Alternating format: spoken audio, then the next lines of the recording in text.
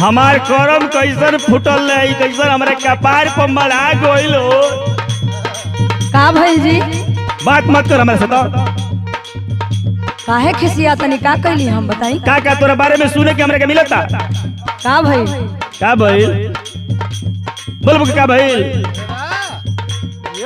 के का कहलस बताई तो हमके बताई ना तोरा। सुनी हमार बात सुनाओ। काहे करो तारा ए बलम हम पे शक हो। काहे करो तारा ए बलम हम पे शक हो।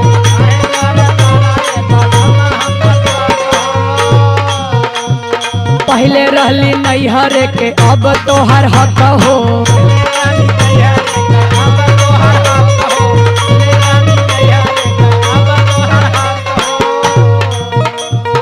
काहे करो तारा ए बलम हम पे शक हो। पहले रहली नैहर के अब तोहर हक हो। तो है सब क्या सुनने को मिला है।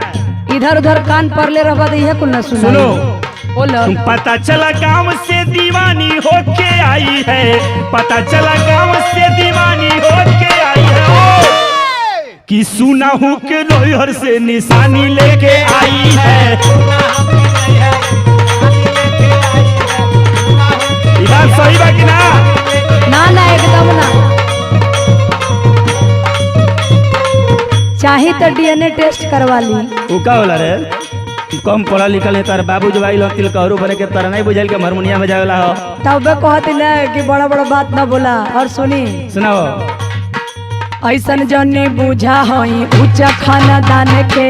अच्छा बहुत बड़का खानदान के भइलो के दिया में इसमें तोरे घर में हम बुझत ना है। बहु झुकवली नहीं बाबूजी के शान के। अच्छा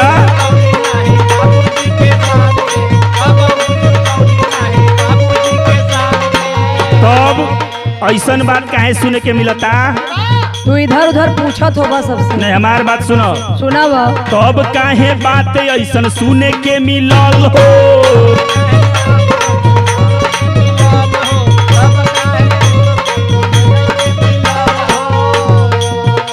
आ तोहरे ही गांव के एगो लइका कहल हो। झूठ बोलत है झूठ बोलत है।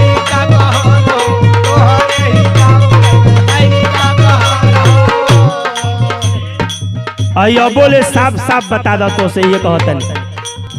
सुनो बोल। बता दो जो तू दिल में कहानी लेके आई है। बता दो तू दिल में कहानी लेके आई हो। सुना हूँ कि नैहर से निशानी लेके आई है।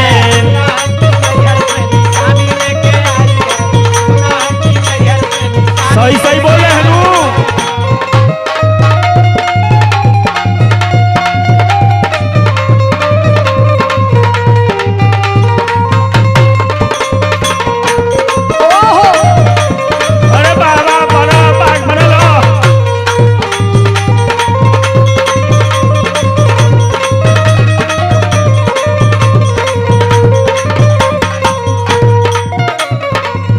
और हमार बात सुनो। सुनाव। करा जाने सक प्रमोद हमारा चरित्र पे। सब का करी।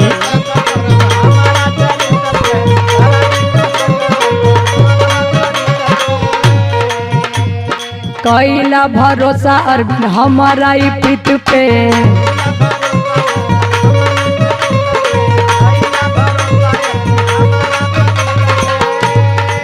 आज जब कहते बारू तो छोड़ा के बात बड़का दूध के धोल बा।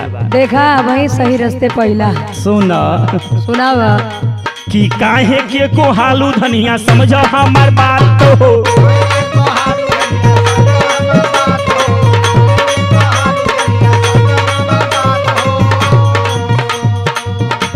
अब पलंग वाला मारी सोफा सेट लैलू साथ हो।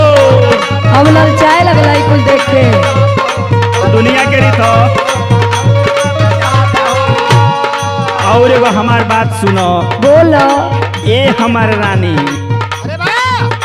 अरे बबलू के जिंदगी के रवानी बन के आई है।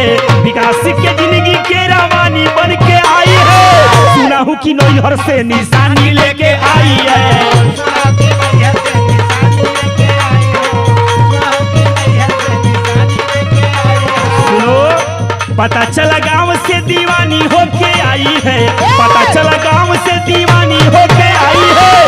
हूँ कि नैहर से निशानी लेके आई है।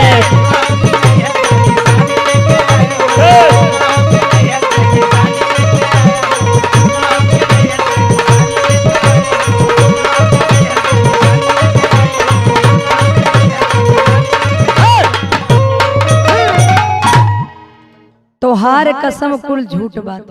है ना, भगवान करो कि झूठे होके।